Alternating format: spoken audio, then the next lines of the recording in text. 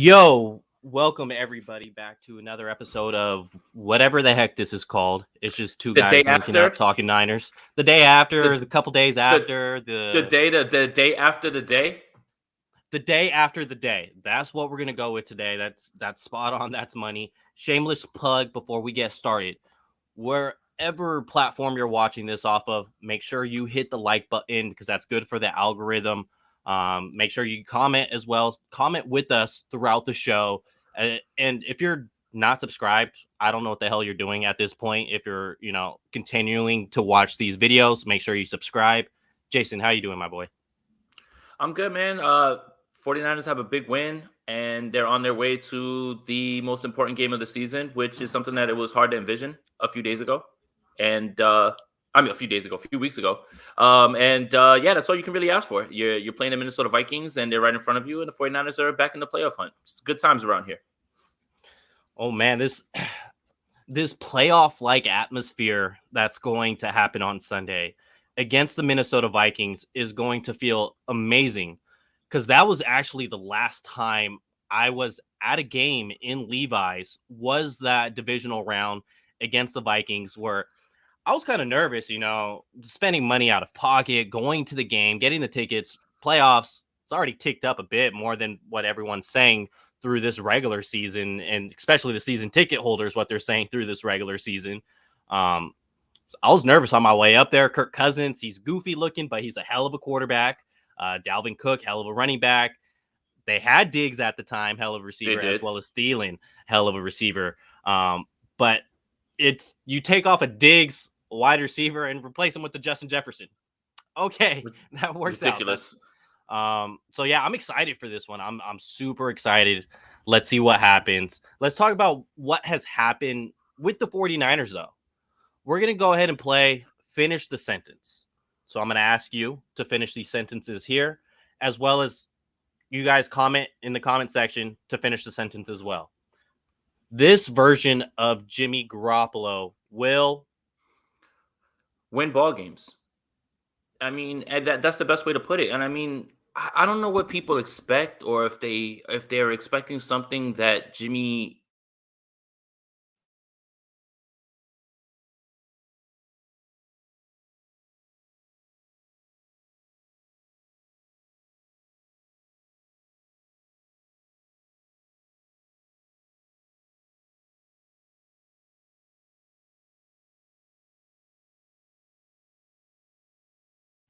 Sorry, I was muted. While Jason gets reconnected here, it's his computer just shut off. He texted me. This version of Jimmy Garoppolo will win ball games, is what Jason was saying, which is absolutely true. This 49ers team went in a 4-game losing streak. Horrendous. Did not look good at all. Particularly the quarterback position. I think we're getting Jason back very soon. And now these past 4 games, Jimmy Garoppolo has turned it on a different switch. He doesn't look like the guy the first, what was it? If I do quick math here, the Andrew Pasquini special, the first 6 ball games of the season, he looks like a different quarterback these last 4. And in those 4 games, this 49ers team is actually 3-1. Go ahead and continue, Jason, now that you're back. Yeah, I'm sorry. I don't know what the hell happened. My computer just turned off and turned right back on and put me right back in the stream. It was very weird. Never happens.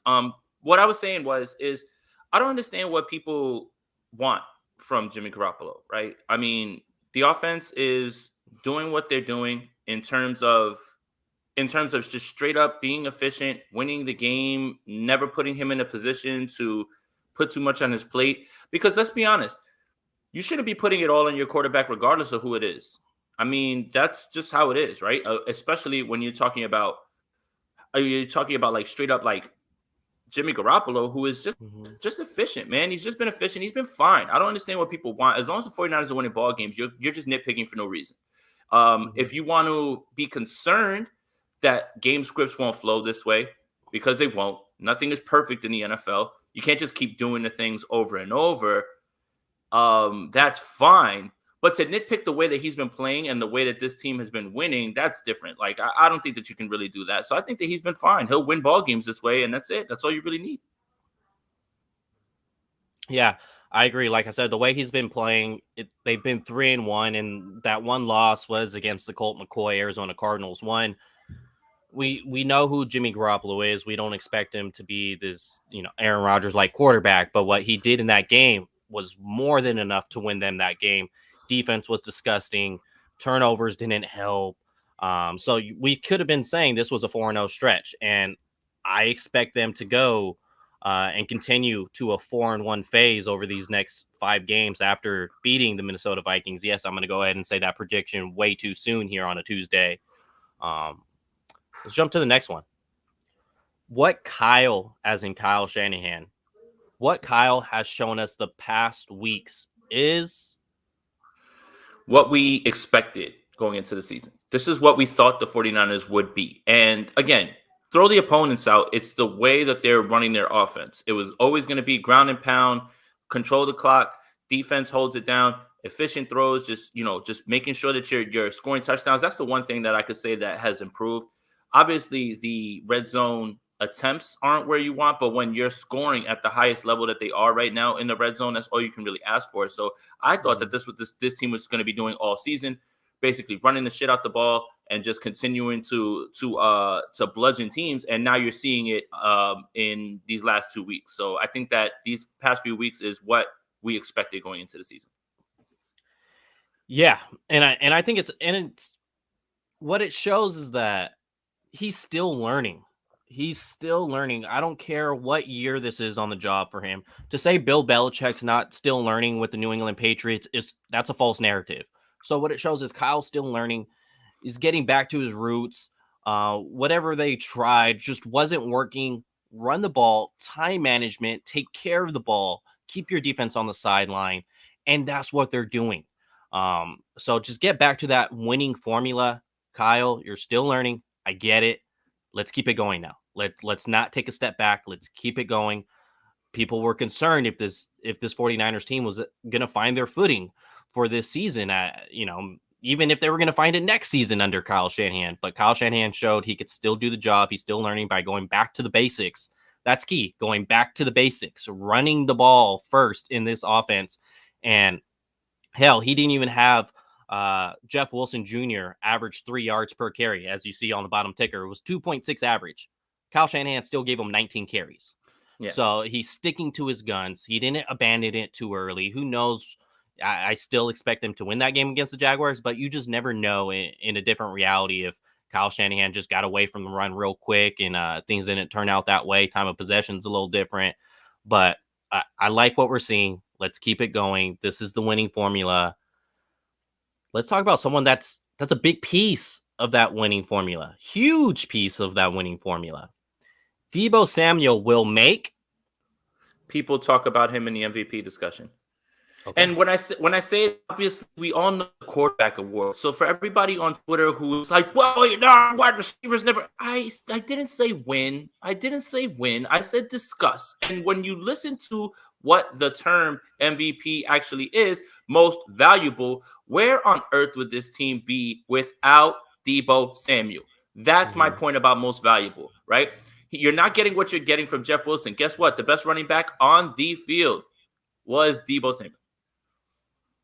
And that's invaluable. And he was 21 yards away from getting to 1,000. We all predicted, he'll have it by the first quarter. No. Wait. Excuse me, 1,000 receiving yards.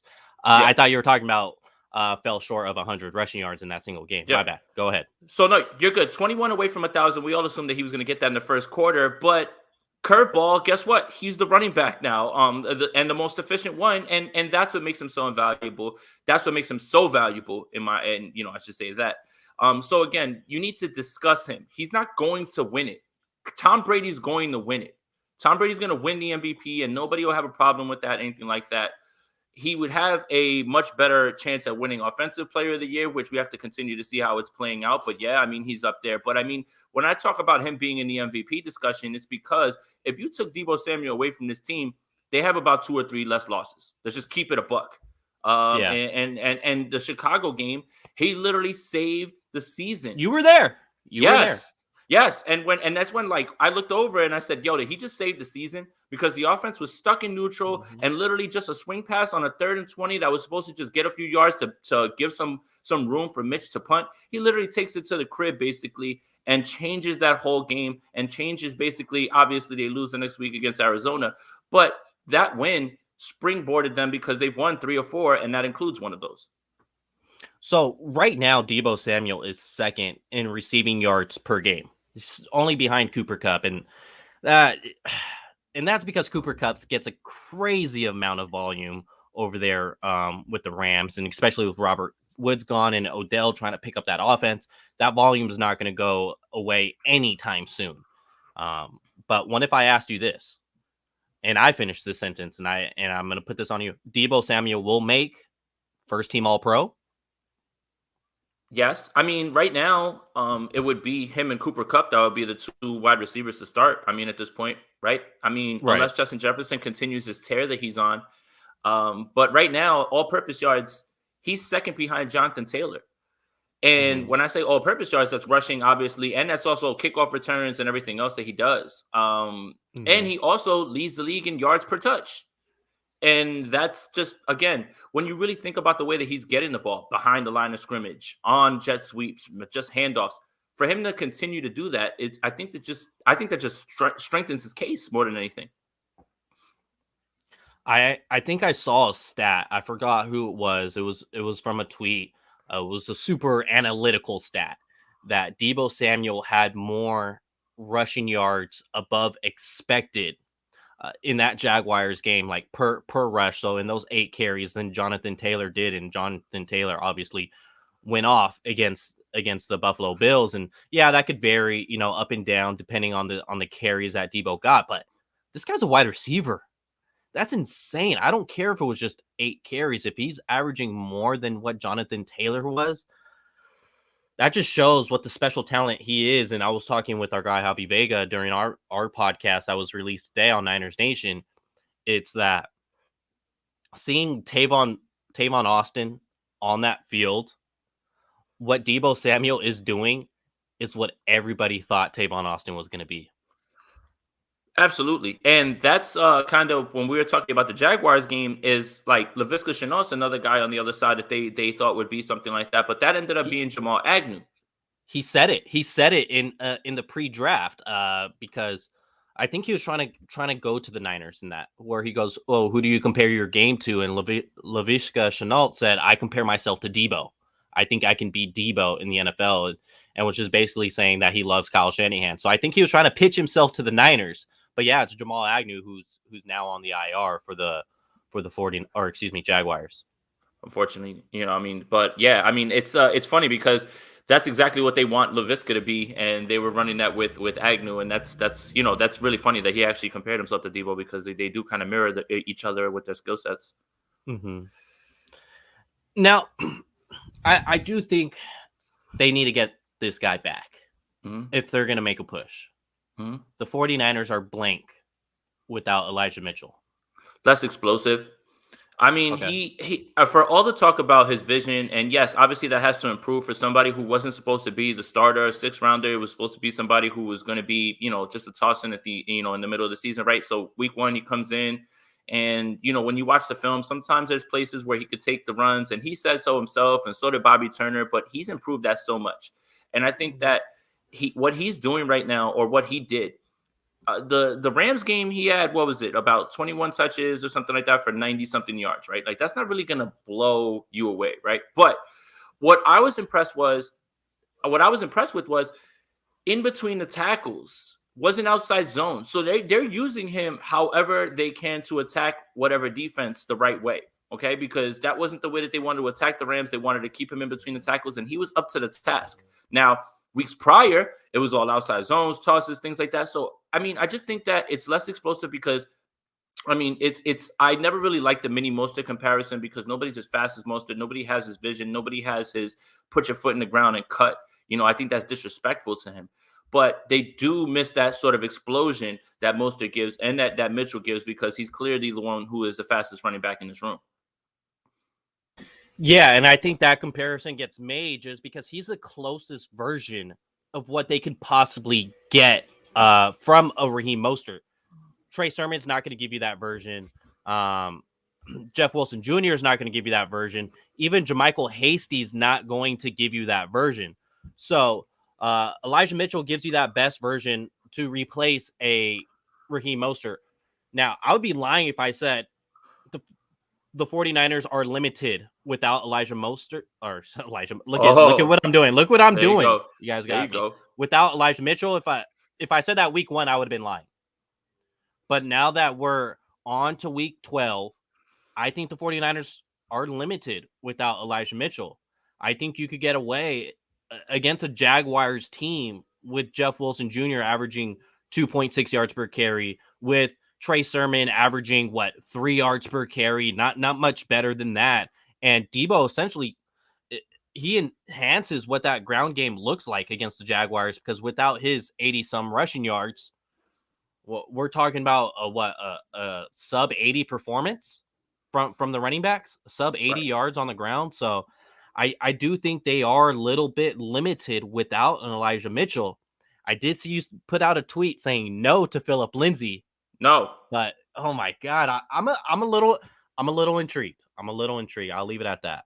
That's not a need for the 49ers at this It's not. point. It's absolutely not. It's not. That's what I mean. Like, Elijah Mitchell's going to be back. It's not a need. That's my point, less than anything. It's not about the player. It's just he's not a need. Obviously, the need was to go ahead and add Devin Funches to the practice squad. Lord help us.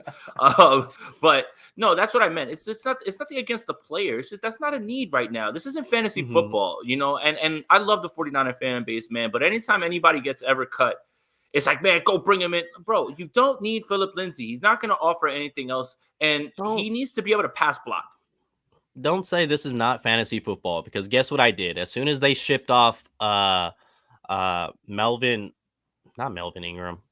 to basically to the Saints, when they traded Ingram to the Saints, guess what I did? I was like, you know what?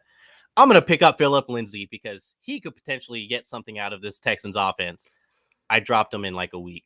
Free fantasy football advice. That pickup this week is David Johnson. This is where we're at right now. David Johnson and yeah, exactly. David Johnson is the preferred pickup this week, and God help us all in fantasy football land. Yeah, and then Adrian Peterson, RIP, his fantasy value, he's gone. I had Derrick Henry go out for my team, so I had a scramble. I had Ridley, do what was right for him and step away from the Falcons. So I'm trying to replace that as well. But hey, I got Brandon Ayuk in the process on a cheap deal, so we'll go with that. Hey, at least I won something. There you go, and the cheap deal. There you go. For an RB2, Nice. Got him. Someone's handcuff. Nice.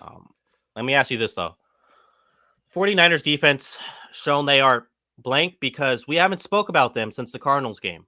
Yeah. We haven't, and it was ugly. So let's finish this off. Right now, what they're showing is that the 49ers defense has shown that they are improving. And all right, fine. Jaguars, whatever. Make your assumptions. But Tart's back. No explosive plays. They're finding ways to get Ufanga in there. Fred Warner gets a fumble recovery.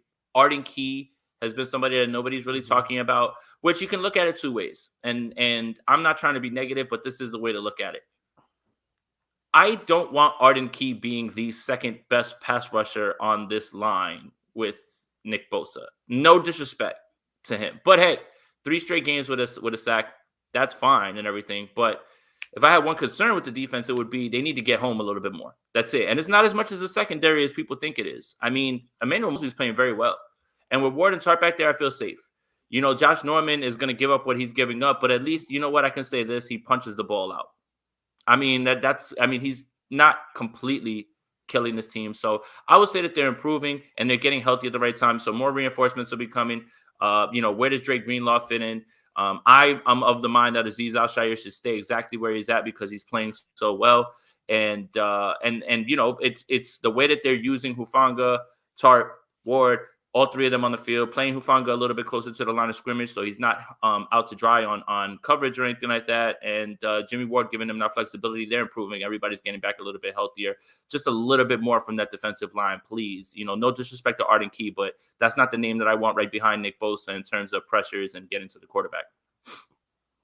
I'm going to say this. What the defense have shown, They are better in marriage than they are single. Okay. If we want to use it like that. They are Okay. better in marriage because when they have that partner is the 49ers offense. So when Mm-hmm. they have that partner that's able to take care of their responsibilities, time of possession, don't turn over the ball, when they're put points on the board, when they're able to take care of those responsibility, that makes the defense a better partner themselves. And that showed against the Rams game. We could throw the Jaguars game out the window if everybody wants because that is the Jaguars. Look what they did against Matthew Stafford and the Rams offense. Darrell Henderson was having a fantastic season up to that game. Cooper Kupp is having a fantastic season. Same with Matthew Stafford. He's been flirted around with MVP. The defense allowed 10 points. Realistically, 3 points and then a garbage time touchdown.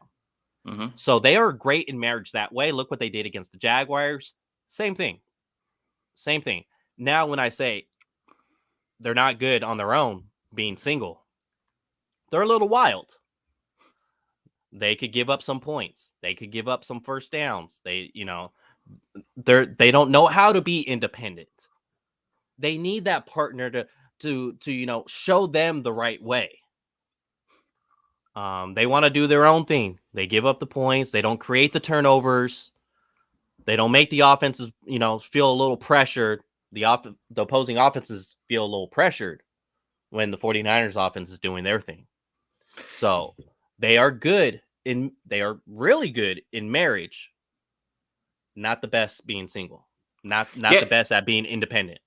Right. And I think that's what we were complaining about is one game the defense will show up, one game the offense will show up. One game the offense will show up, one game the defense won't show up. And when you have those, like you said, in marriage, right? Like you're keeping them like realistically, that Jaguars game was over after the first drive. They get the field goal and they go 3 and out, and that Jaguars defense had to run right back out there again. It just felt like the game was over like that quickly. Yep. And that is what you mean right there is if the offense is chewing that clock, keeping the defense on the sideline, and then that defense gets right off the field and puts that defense back on the field, then that's it. I mean, it's a snowball effect. And that's really what happened in a lot of games in 2019. So in that way, that's where they're trying to get back to the 2019 vibes, as much as I dislike that whole narrative or thought process. But that's what they're trying to get back to is choking teams off by controlling the ball, imposing your will, and then putting you up against the wall very quickly. And then in 2019, things snowballed fast. When the 49ers got rolling and they were winning games, they would snowball on you and the game would be over really fast. That's what we kind of saw in the last 2 weeks. So, I mean, that's closest to 2019 vibes as I could think of. We got this donation from Mike S. Do you guys think Deebo has this breakout season if Mostert doesn't get injured? That's a great question. I think he does, only because when I was at training camp, this is all we saw, and they continue to force feed him the ball, and even when he wasn't being force fed, right? Like, and what I mean by force fed is I should change that. Manufacture the touches, because they did manufacture the touches for him, but you could see that he was different. Like Jason Verrett, who we were all excited about, would go up against him one-on-one, and he would bake him. And that was something that we talked about was a deficiency in Deebo Samuel's game is, man, can he run routes down the field? Can he beat press coverage? He was whipping Jason Verrett. So for me, I felt like it was already like, as I watched him for 2 weeks while I was at camp every day, I was like, man, look at this.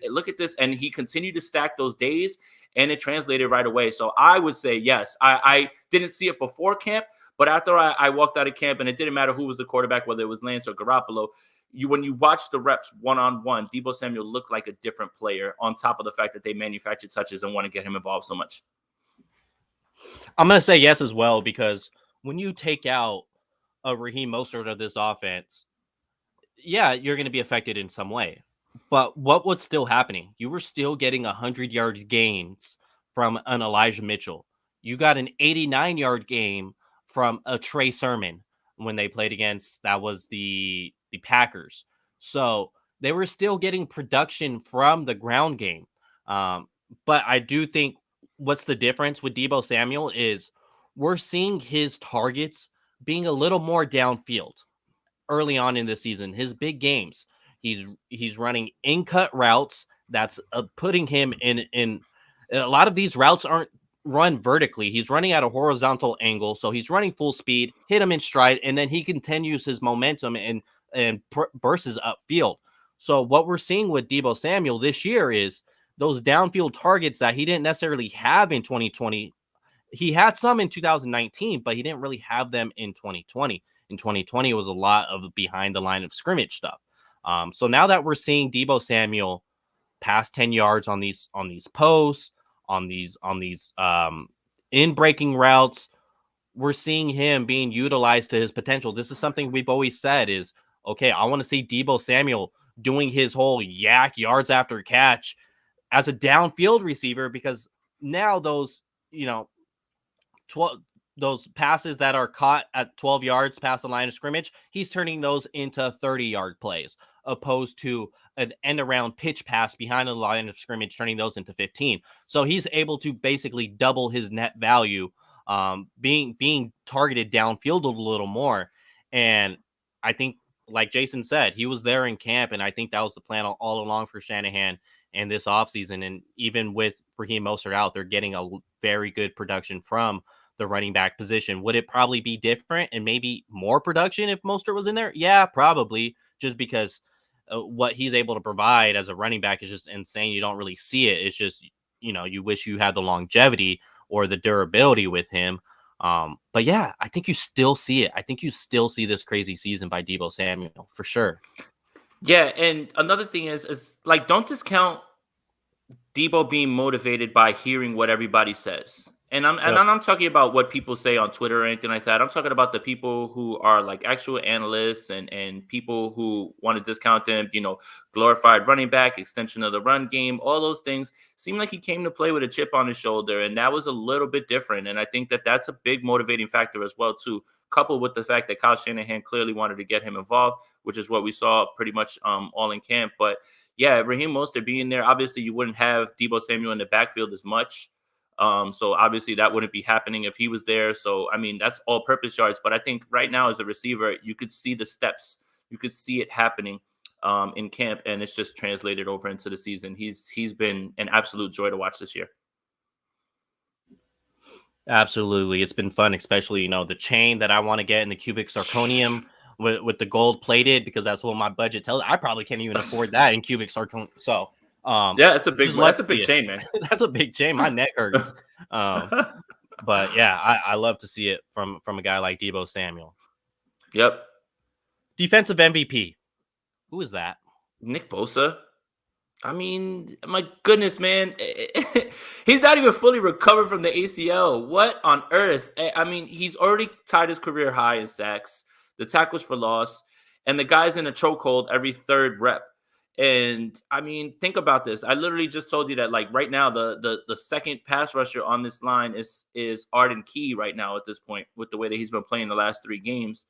And Nick Bosa has just been incredible. I mean, it's one thing to be the man when nobody sees it coming, or not that nobody sees it coming, right? As a rookie, you can't expect him to immediately be what he was in 2019. But now everybody knows where to go with no D Ford on the other side, no real second pass rusher that you really have to pay attention to. And he's still being double teamed, and for him to still be producing, and he's still not all the way back from the ACL, man. Whew, Nick Bosa is incredible, man. Does he get 20? 7 games to go. Does he get 20? 7 games to go, and he's got what, 10? He's got 10. Ooh, he needs like a 3-sack game against Kirk Cousins, man. This is if he gets like 3 this week, then we're talking. We're on our way right there.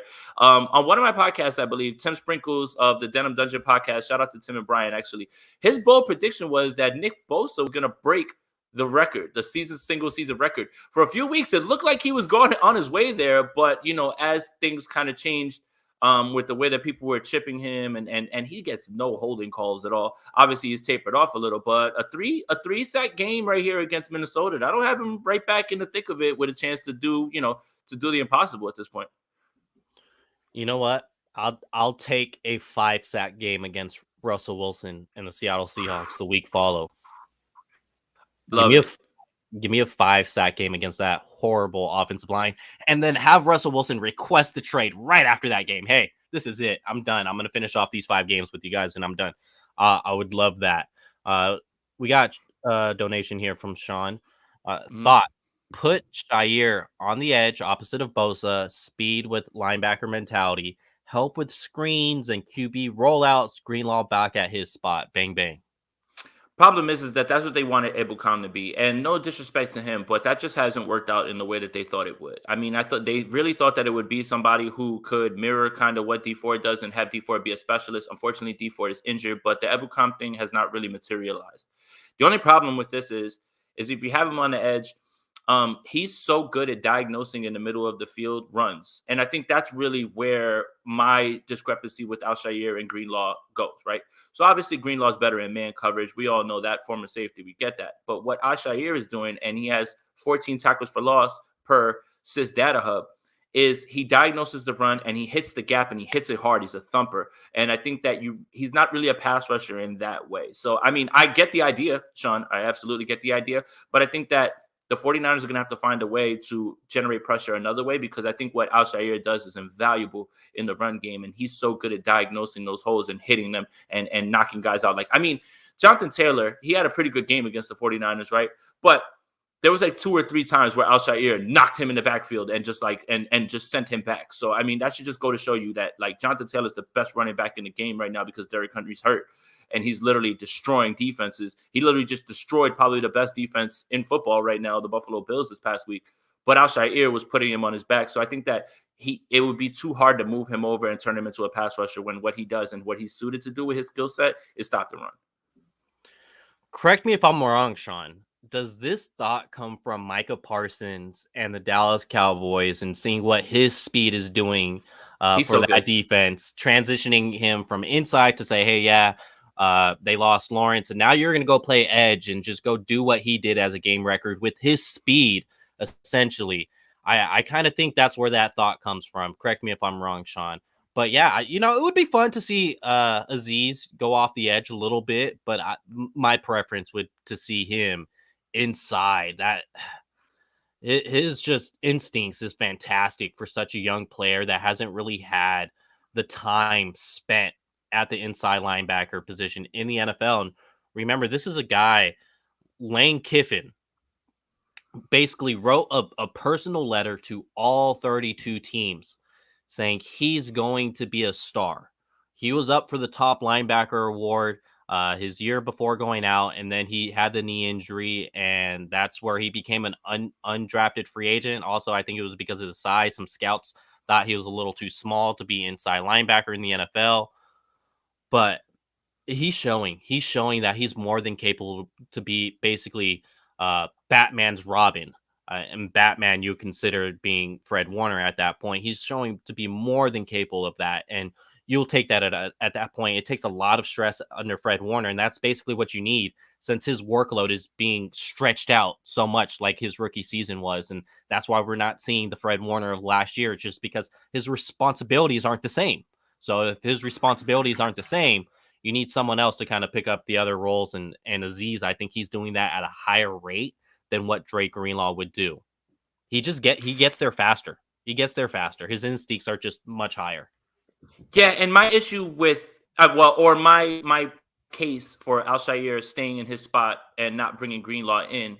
Yeah, I mean, different look and keep your best players on the field. Yeah, I get that part, right? But in my eyes, I asked Jason if I should start Ayuk or DK last week, and he told me DK. I mean, everybody would tell you DK at that point. Yeah, I mean, listen, roll with the punches, bro. It is what it is, man. I mean, and look, if I give you fantasy advice, don't just take it as gospel. Just take it as one piece of information and make your own decision. Mm-hmm. Anyway, in terms of this with Alshire and Greenlaw, my reason for going with Alshire is too many times Greenlaw has found himself in positions where he's not in a position to make the tackle, out of his run gap, and you saw it happening in 2020, but everybody kind of chalked it up to, hey, 2020 is a horrible season for everybody. And it's like, hey, man, whatever, throw it out the window. This team was in shambles. Everybody was injured. Okay, cool. You could do that. But the regression has been happening for a little while. And I think that a lot of what people love about Greenlaw is still tied to 2019. And then we fast forward to 2021. He only played in one game. Everybody talks about the pick six. Okay. But then when you look on the film, again, he's doing it again, where he's jumping out of his gap and guys are running right through his hole. And honestly, Fred Warner isn't somebody who calls people out, but it's on film, him turning around and looking at Greenlaw like, what are you doing, dude? Like, just stay in your gap. And that is not able to happen. You have to be able to just maintain your gap. And even if you can't make the tackle, make him go somewhere else to where another defender is. And jumping into a gap that Fred Warner's already in, That's something that you don't expect from somebody who's been on this team for this long and has his shot, right? So I think right now, when you're talking about how Al-Shaair is playing, you have to just stick with who's playing better at this point, and he just is at this point. It's hard to get Al-Shaair off the field, man. But I understand the whole idea of getting your best players on the field because it seems like that's what they're trying to do with Hufanga. He's not going to take Tart snaps away, but he'll be on the field with all three of them because he is sort of that hybrid safety linebacker. You don't really want to put him in single high situations where he would have to use his speed, which is probably his only negative. He plays with instinct. But I get the whole idea about trying to put your best players on the field. So I'm not knocking the idea, Sean. I'm just giving you my opinion. I also want to hear your thought on this. You said Nick Bosa is the MVP of the defense. Mm-hmm. No one's going to argue that as that being in the answer.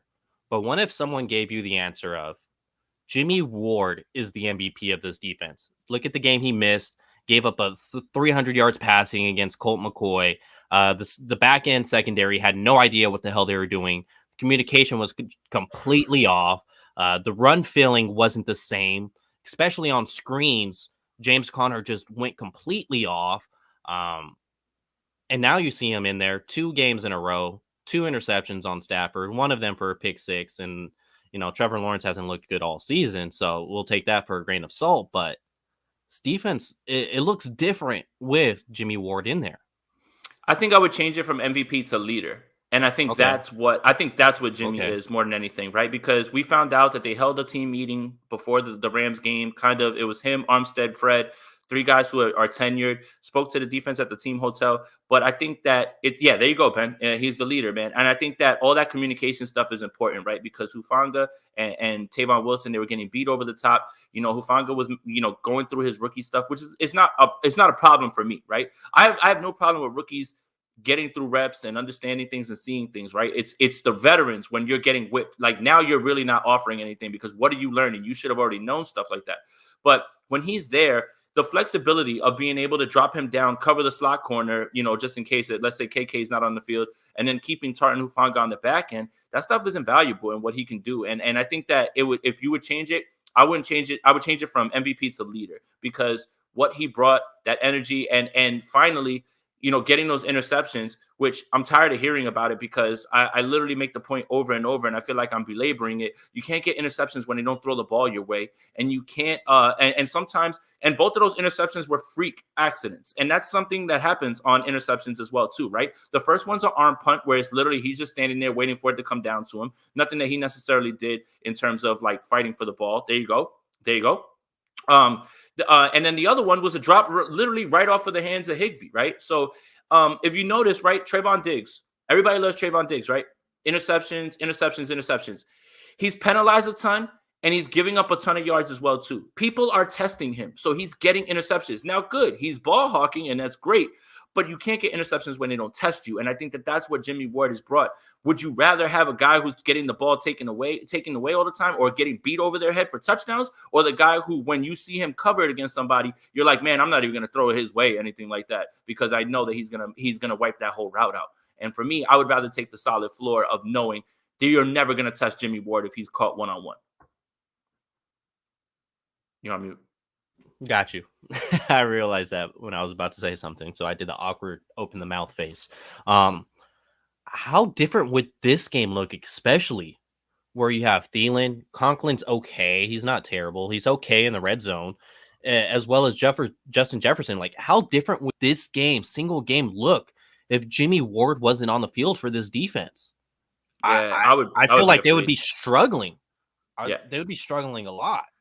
I would be afraid. I'm not afraid of the secondary. I'm just afraid of individual matchups, okay? Like Justin Jefferson against Josh Norman, that scares me. And I feel a little bit better about Mosley on Thielen if that's the case, right? Or I would actually feel a little bit better if Mosley's on Jefferson as well, too. But Jimmy Ward being there, you can shade him over a little bit more, have him play underneath. And he is so smart and understands what other teams are trying to do that's the reason that he's always in good position. So Jimmy Ward not being in this game, I would say, oh, my goodness, man, I don't know what's about to happen. Him and Tart are the 2 smartest guys on that back end, and they understand what teams are trying to do, so they're able to take things away. But yeah, I mean, it's just individual matchups. Like if you get Josh Norman one-on-one on Justin Jefferson's baking every single corner in front of him.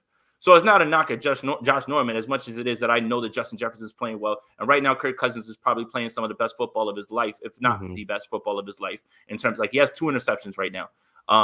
He's just playing very well. So I kind of wish this game was like a primetime game so we could perpetuate the narrative that he's not good on primetime or anything like that. Monday night game. Perfect. It would have been perfect. Yeah. Right. Like, flex that one out. I mean, for the first time, the 49ers were flexed out of a game and it wasn't their fault. It's Seattle's fault. But yeah, I just individual matchups scare me because Justin Jefferson is just so good. Literally, Jair Alexander is one of the better corners in the league. Got baked. He's just beating everybody. So that's the problem. And that's it, Cesar. That's it. If the pass rush is not going to get there and Kirk Cousins is allowed to just be there and just go for it and he's going to have time, it's going to get hairy. Mosley should shadow Jefferson and Norman on Thielen. I would be great with that. I just don't think that they do that in terms of shadowing because even, when Salah was there, Sherm didn't go, shadow people or anything like that. And very rare.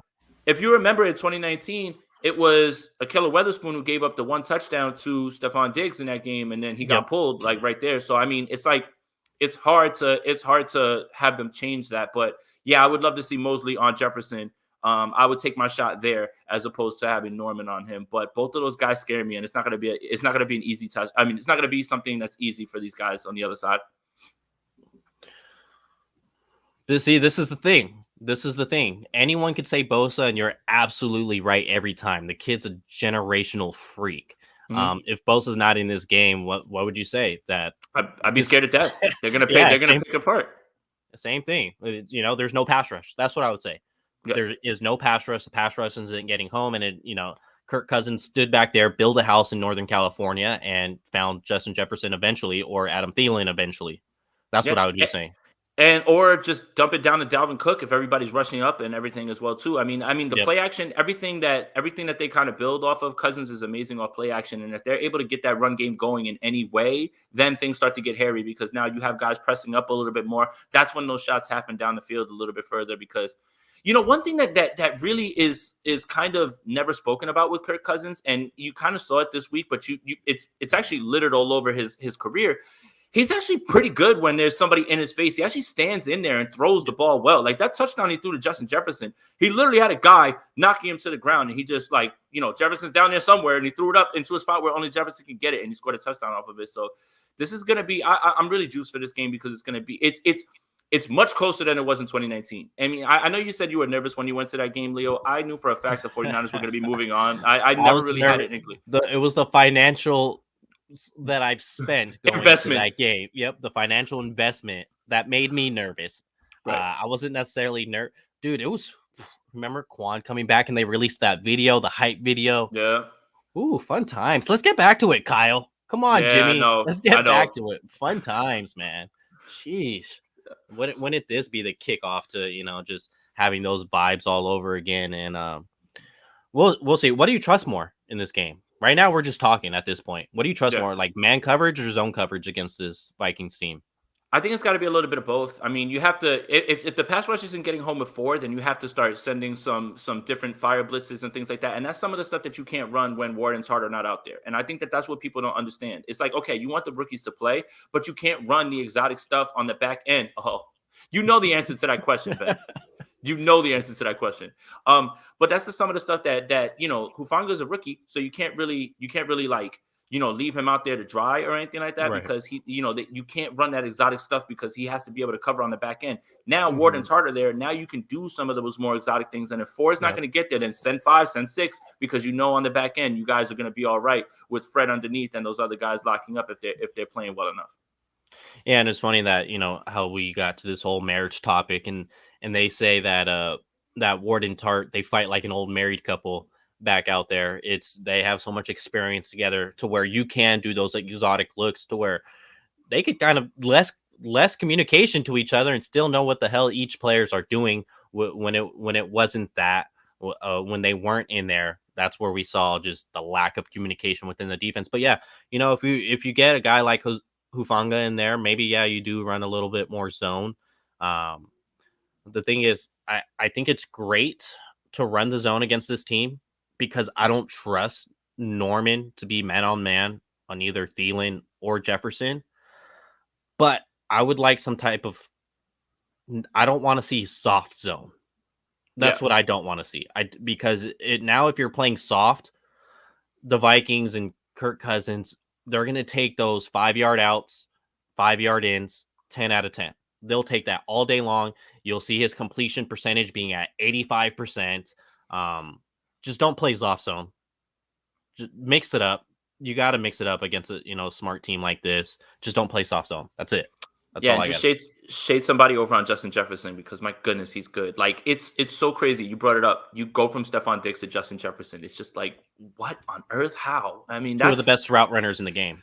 right, and that's literally good scouting right there. That is literally like, I'm not gonna put Justin Jefferson ahead of Stephon Diggs right now because I believe that much in him, but Justin Jefferson is making the case right now for being one of the best in the league, and in May next year, very well be that we have to talk about Justin Jefferson as the top 5 guy. That's who I wanted the 49ers to draft. Well, at first I wanted CD Lamb. CD Lamb was my A, and But Justin he was a Jefferson slot was my guy, B. Leo. He was I a didn't slot care. guy. No. But Justin Jefferson was a slot guy. Yeah, I mean, yeah. it's the narratives out of the draft. DK Metcalf can't run routes because of a 3-cone, and Justin Jefferson was a slot guy, so you can't really draft him too high. My bad. I didn't mean to cut you off. Watching Justin Jefferson also just aggravates me because I see the Pettis. Dante Pettis. Yeah. His whole rookie season, and then Justin Jefferson comes in, and we're like, hey, that's Dante Pettis, and it just never. Let's not go down that road. That's all right. I cry every single time Terry McLaurin makes a contested catch. So we're right there lock and step, bro. Let's see. What do you guys think? Thank you, Carlos, for the donation. What do you guys think they'll finish in these remaining games? I mean, the schedule 7 opens games up. left. Yep. Yeah, the schedule opens up. I don't like looking too far down, right? Because I do. I always do. Yeah. I'm that guy. See, but the thing is we went into You're the not season that guy, like, pal. you are that guy, pal. We went into the season just like writing in Sharpie. Oh, this game, and it's like they turn out to be losses, and this league is so week to week. But whatever. For this exercise, let's go ahead. Right, 7 games. I would say they're going to be in the 5-2, at worst 4-3 range right here, and that is what's going to put them into the playoffs. But you've got to, what you've got to do, right? You got to go into Seattle, and you have to finish the job. Get rid of them. They're already imploding. Seahawks Twitter is in shambles. Finish the job. Go in there and finish them off, but we're getting too far ahead of ourselves. If the 49ers come out and they win this game the way that I believe they will, spoiler alert, then things start to trend in the right direction because you still have games with Atlanta, the Texans, who just beat the Titans somehow. The Titans without Derrick Henry now, because that game doesn't look as daunting as it once did, especially now that they're so one-dimensional at this point. So, again, week to week, things change. If you would have looked a few weeks ago, you would have said, oh, my God, the 49ers have to play the Titans. Well, Derrick Henry's running everybody over. Well, that's not that team that's going there forward. So I'll say 5-2, 4-3 at worst. And the 49ers actually find a way to get into the playoffs. Yeah, I'm gonna go with 5-2 as well. I'm not gonna be Dante Whitner and say 7-0. It's the NFL. Jesus. Based off what we've seen from this 5-5 team, there's no way I'm gonna say 7-0. Not to beat a dead horse, but on Javi and I's podcast, I did say that they were going to go 3-1 in the month of November. So I have a lot riding on this game against the Vikings so that they could finish 3-1 in the month of November.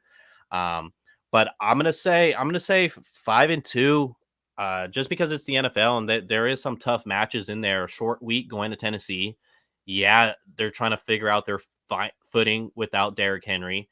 We thought they did when they played the Rams, but it appears they didn't. The Rams game could be tough, as Sean has the 49ers, splitting with the Rams here. It could be tough, but are the Rams in a situation where they can't move up or move down? If they're in that situation, they just might rest an old veteran like Matthew Stafford. So we don't know yet since it's the last game of the season. Seahawks, like you said, cut the chicken's head off. Cut the chicken's head off and hold it by the feet. That's what you got to do with the Slay Seahawks. the beast. Slay the beast. That's what you got to do. It would be so great to go in there, stomp them, and contribute to that team completely blowing up and starting over. And we could say, I did this to you. Yes. Yes, absolutely. Cut the chicken's head off there in Seattle. Falcons, you better, it's another bird to cut the head off. I'm acting like I'm a hunter for some reason. Yeah. But it's I'm from Georgia apparently now.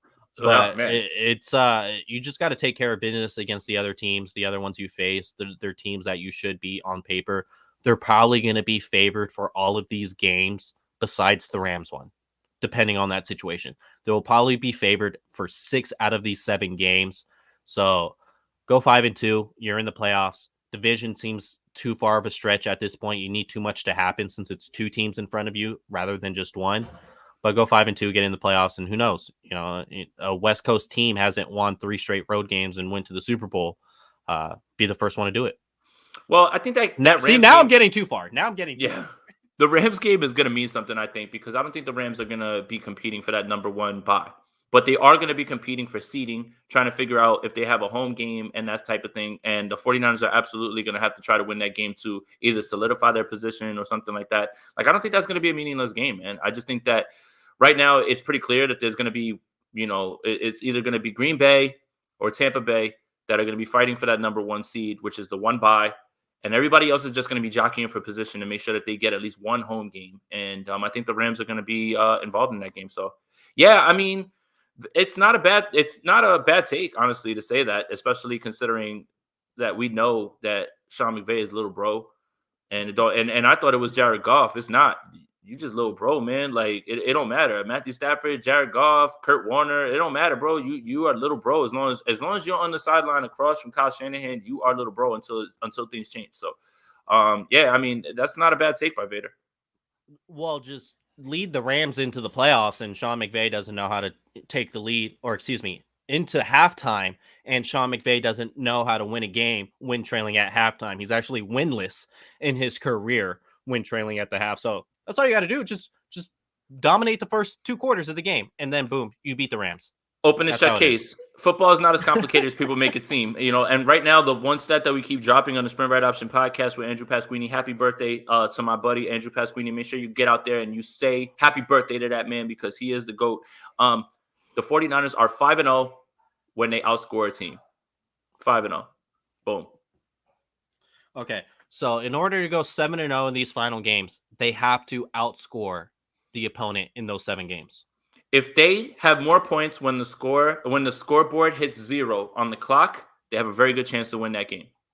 Damn, dude. I didn't even think about that. Yeah, man. I mean, that's smart. Mind-blowing stuff. Yeah, our analytics department, I think Jesse's in here. Our analytics department, held by Jesse Rodriguez, is working tirelessly to give you the cutting edge of analytics and how to win football games. This is the new way. Okay, so outscore opponents.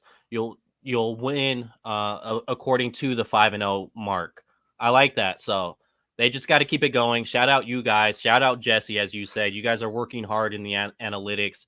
That's the first time I'm hearing of that stat. That's huge. That's huge. Big I don't stat. know why people aren't talking about it more. But, big stat, man.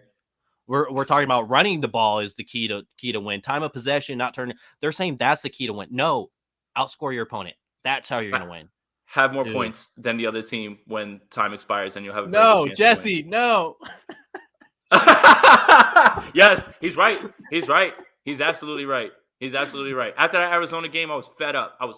Absolutely. But yeah, he's right. Our analytics department is working tirelessly to give you all of the numbers, man. And Jesse is, I mean, not only does he have the best profile picture on YouTube, Man Bear Pig of South Park, but he's also working tirelessly to give you the analytics. 2-0 since this bozo said the season was over. 2-0 since getting rid of Jalen Hurd, and 5-0 when this team outscores the other team. Jalen Hurd. Wow, I really wanted that to hit. You want to say it again, Terry McLaurin? I miss you, Terry. Hey, buddy. In an alternate universe, you are a 49er, and that's just how I'm gonna play it in my mind. Well, we could ignore the Terry McLaurin, drafting him instead of Jalen Hurd. We would have had flying cars. Levi's would have been a floating stadium inside water. It's in a fishbowl, a floating stadium in a fishbowl. If they drafted Jamel Dean to play corner. Man, that's where they would be right now. Or society would be harmonious. You could be able to leave your doors open, unlocked. No questions asked if the 49ers didn't allow Tampa Bay to jump up and get Tristan Wirfs and they drafted him. But there was a now, 3-tech on board. There was a 3-tech on the board. What are you now we're talking just about? now we're just getting sad. There was a 3. You have to go with a 3-tech. Who doesn't draft a 3-tech? Come on now. That's what we do. That's what we do in Santa Clara. Mind-blowing stuff going on right here. In Santa Clara, it's tech, and it's 3-techs. You get it? You see the tech and tech, 3-techs. Wow, man! All right, now we're getting to big brain stuff, and yeah, I think now's a good place to end this, Leo, because I definitely have to give Avery a bath and everything, because now we're getting too far out of the big brain stuff. Yeah, I'm just gonna have to sit outside and watch the tree. There you go. All right, guys. Appreciate you guys. If you're still chimed in, make sure you like the video, because that helps the algorithm, helps out Jason, helps out myself. Whichever channel you're watching this, make sure you comment, give us a thumbs up, and just subscribe to the channel if you haven't yet. At this point, I don't know what you're doing if you haven't subscribed, so go ahead and do that. I appreciate all you guys, and we'll talk with you next week. Yes, sir.